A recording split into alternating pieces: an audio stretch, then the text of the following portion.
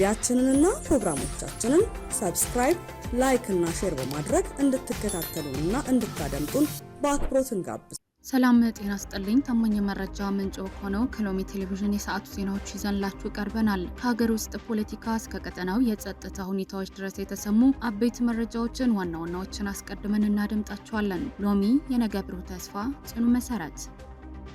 በሳውዲ አረቢያ ተጨማሪ 5 ኢትዮጵያን መገደላቸው ሂውማን ራይትስ ዎች አስታወቀም። በትግራይ ክልል ከ15000 በላይ ተማሪዎች የ12ኛ ክፍል ሀገራዊ ፈተና መውሰድ ጀመሩ። የፈተናው የጊዜ ሰሌዳ መራዘም ውዝግብ አስነሳ።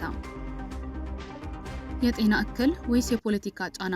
የአቡነ መርሃ ክርስቶስ የመልቀቂያ ጥያቄ በህወሓትና በቤተ ክህነቱ አካባቢ መነጋገሪያ ሆኗል። ለአሁን ያዝናቸው አርዕስተ ዜናዎቹ በከፊሉ እነዚሁ ነበሩ። አሁን ደግሞ የክስተቶቹ ዝርዝር መረጃ፣ ምክንያቶችና ተያያዥ ትንታኔዎችን ሰፋ አድርገን ወደምናይበት ወደ ዝርዝር ዜናዎቻችን እንሻገራለን። አብራችሁን ቆዩ።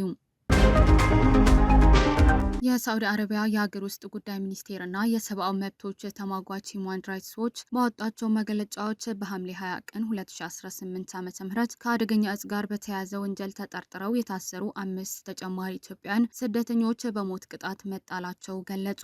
በዚህም በ2018 ዓ.ም ብቻ በሳውዲ አረቢያ የሞት ቅጣት የተፈጸመባቸው ኢትዮጵያውያን ቁጥር 17 ደርሷል። በሳውዲ አረቢያ የታሰሩ ኢትዮጵያውያን ስደተኞች የድረሱልኝ ጥሪ ሲያሰሙ ከሞት የሚያስጥላቸው አካል ጠፍቶ በየተራ በሞት እየተቀጡ ነው። በቅርቡ የተፈጸመው የሞት ቅጣት እንዳይቀጥል ከየአቅጣጫው ጥሪ የቀረበ ቢሆንም ሳውዲ አረቢያ 5 ተጨማሪ ኢትዮጵያውያንን ገድላለች። ወደ ሀገሪቱ አደንዛዥ እጽ በድብቅ ሲያስገቡ ተይዘዋል የተባሉት ኢትዮጵያውያን በሞት የተቀጡት ትላንት ሰኞ ሐምሌ 20 2018 ዓ.ም መሆኑን ተገልጿል። የሳውዲ ሀገር ውስጥ ጉዳይ ሚኒስቴር በመግለጫው የጸጥታ አካላት ወንጀለኞቹ በቁጥጥር ስር ውለው ባደረጉት ምርመራ ጥፋቱን መፈጸማቸው በመረጋገጡ ክስ እንዲመሰረትባቸው ተደርጓል ብሏል። የፍርድ ቤት ውሳኔ ላይ ይግባኝ ተጠይቆ የነበረ ቢሆንም የጠቅላይ ፍርድ ቤቱ ብይኑ በማጽናቱና በሸሪዓ ሕግ መሰረት የንጉሳዊ ትዕዛዙ ተፈጻሚ እንዲሆን መደረጉ ተገልጿል። ሂውማን ራይትስ ዎች እንደገለጸው የሞት ቅጣት የተፈረደባቸው 5 ኢትዮጵያውያን መካከል አብዛኞቹ ከሰሜን ኢትዮጵያ የትግራይ ክልል ከተካሄደው ግጭትና የሰብአዊ ቀውስ በመሸሽ በየመን አድርገው ወደ ሳውዲ አረቢያ የገቡ ናቸው።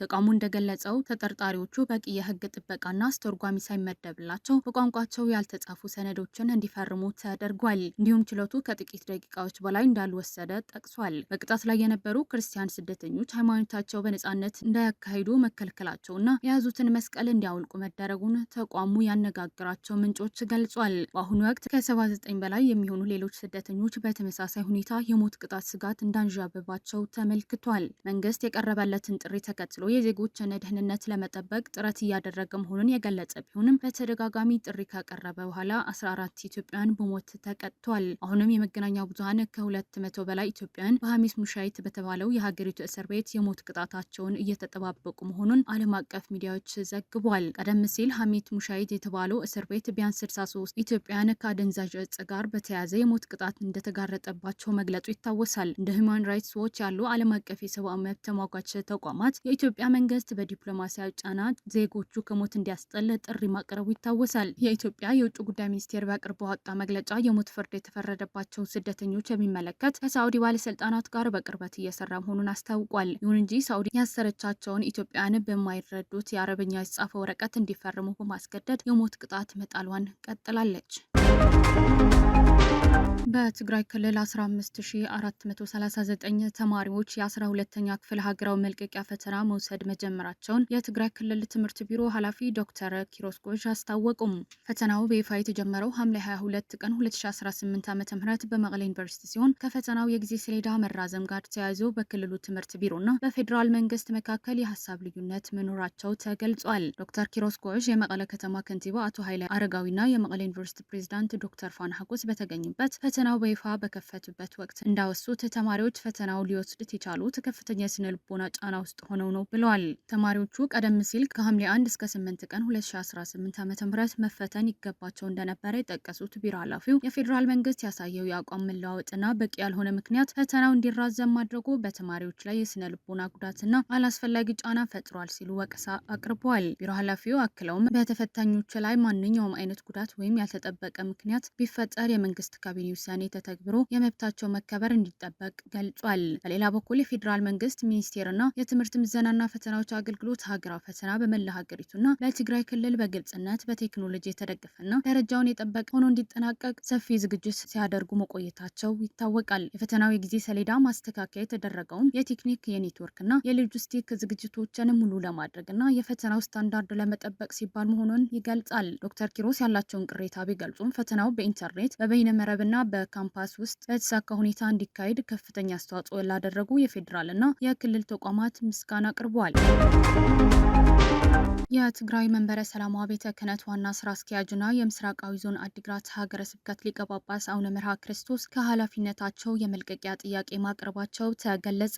አቡነ መርሃ ክርስቶስ በሐምሌ 20 ቀን 2018 ዓ.ም በጻፉት ደብዳቤ በገጠማቸው የጤና እክል ምክንያት ለተወሰነ ጊዜ የሕክምና ክትትል ማድረግ ስለሚኖርባቸው በቤተ ጽሕፈቱ ላይ ክፍተት እንዳይፈጠር ተወካይ ሊቀ ጳጳስ እንዲመደብላቸው ለትግራይ ኦርቶዶክስ ተዋሕዶ ቤተ ክርስቲያን ቅዱስ ሲኖዶስ ምልአተ ጉባኤ ጥያቄ አቅርቧል። ደብዳቤው እንደሚያመለክተው አቡነ መርሃ ክርስቶስ በቅዱስ ሲኖዶስ ምልአተ ጉባኤ ተመድበው ስራ ከጀመሩበት ጊዜ አንስቶ የተጣለባቸውን ኃላፊነት በብቃት ሲወጡ መቆየታቸው ተጠቅሷል። በደብዳቤው ላይ የጤና ምክንያት ቢጠቀስም አንዳንድ ለጉዳዩ ቅርበት ያላቸው ወገኖች ግን የመልቀቂያ ዋና ምክንያት ከህወሓት በኩል የተደረገባቸው የፖለቲካ ጫናና ጣልቃ ገብነት መሆኑንና የጤና ጉዳይ እንደ ምክንያት የቀረበ ነው ሲሉ ይገልጻሉ። ከዚህ ጉዳይ ተያይዞ ቀደም ሲል አቡነ ናትናኤልና አቡነ አረጋዊ የቁም እስር ላይ እንደሚገኙ የሚገልጹ መረጃዎች እንደነበሩም ተመልክቷል። የዋና ስራ አስኪያጁ አቡነ መርሃ ክርስቶስ የመልቀቂያ ጥያቄ በሃይማኖታዊ ተቋምና በክልሉ የፖለቲካ አመራሮች መካከል ስላለው ግንኙነት አዳዲስ ጥያቄዎችን እያስነሳ ነው። የመልቀቂያው ምክንያት የጤና እክል መሆኑን ቢገለጽም በሌሎች ጳጳሳት ላይ የተጣሉ ገደቦችና የቀረቡት የፖለቲካ ጣልቃ ገብነት ወቀሳዎች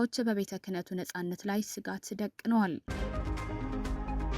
በኬንያና ሶማሌ ድንበር አቅራቢያ የኬንያ ግዛት ውስጥ በአልሸባብ ተፈጸመ በተባለ ጥቃት 5 የኬንያ ደህንነት አባላት ተገደሉ። በሶማሊያ ድንበር አቅራቢያ በሚገኘው ማንድራ የተባለው የኬንያ ግዛት አልሸባብ ናቸው ተብለው በተጠረጠሩ ታጣቂዎች ጋር በተደረገ ግጭት 5 የኬንያ ደህንነት አባላት መገደላቸው ፖሊስ አስታወቀም። ሮይተርስ የፖሊሱ መግለጫ ጠቅሶ እንደዘገበው ማክሰኞ ዕለት እኩለ ቀን ገደማ ከተከሰተው ግጭት በኋላ ፖሊስ ባወጣው ሪፖርት ከኤስኦጂ አሊኦንጉ የተላከ የጥበቃ ቡድን በዋንቴዳም አካባቢ በአልሸባብ ታጣቂዎች ጋር ተጋጭቷል ብሏል። ፖሊስ አክሎም ወደ ስፍራ የተላከው ማጠናከሪያ ቡድን በወታደራዊ ተሽከርካሪዎች ላይ ጉዳት ባደረሰ የተቀበረ ፈንጂ የተመታ ቢሆንም ምንም አይነት የሰው ሕይወት ጉዳት እንዳልደረሰና አሁንም ታጣቂዎቹ እየፈለጉ መሆናቸው ገልጿል። አልሸባብ በአካባቢው አደጋዎች በተደጋጋሚ የሚያደርስ ሲሆን በጥቃቱ ወታደሮችንና ሲቪሎች ኢላማ ሲያደርግ ይስተዋላል። ፖሊስ ጥር 2018 ዓ.ም ታጣቂዎቹ በአቅራቢያው በሚገኘው ጋሪሳ ግዛት አንድ የአካባቢ አስተዳዳሪና አንድ መምህር መገደላቸው አስታውሷል። የአልሸባብ አማጺ ቡድን የሶማሊያ ማዕከላዊ መንግስት ለመጣልና በጥብቅ እስላማዊ ሸሪዓ ህግ ትርጉም ላይ የተመሰረተ አስተዳደር በአፍሪካ ቀንድ ሀገር ውስጥ ለመመስረት ለዓመታት ሲዋጋ ቆይቷል።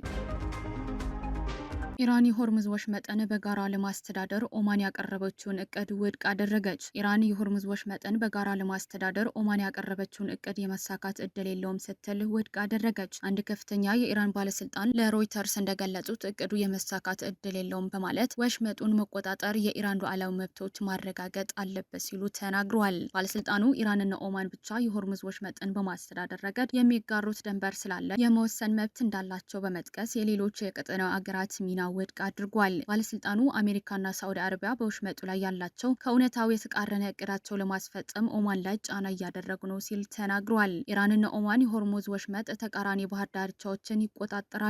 ነገር ግን ቴህራን የወሽመጡን የውስጠኛ መተላለፊያ እንዲሁም በከፊል ከወሽመጡ ውጭ ያሉ አካባቢዎችን በኢራን ቁጥጥር ስር መሆን አለበት ብላ እንደምታምን ባለስልጣኑ ጨምሮ ለሮይተርስ አስረድቷል። ውድ ሎሚ ቴሌቪዥን ተከታታዮች ለዛሬ ያዝናቸው አቤት መረጃዎችንና ትንታኔዎች እነዚህ ይመስሉ ነበር። በዜናዎቻችን ላይ ያላችሁ ማንኛውም አስተያየት በኮሜንት መስጫው ላይ እንድታጋሩን እንጋብዛችኋለን። መረጃዎችን በፍጥነትና በታማኝነት ለሌሎችም እንዲደርሱ ቪዲዮን ላይክና ሼር ማድረጋችሁን እንዳትረሱም። በየሰዓቱ የሚወጡ አዳዲስና ትኩስ መረጃዎችን ለማግኘት ደግሞ ቻናላችንን አሁኑን ሰብስክራይብ ያድርጉም። ቀሪውን ጊዜ ሰላማዊና መልካም ጊዜ ሁንላችሁም።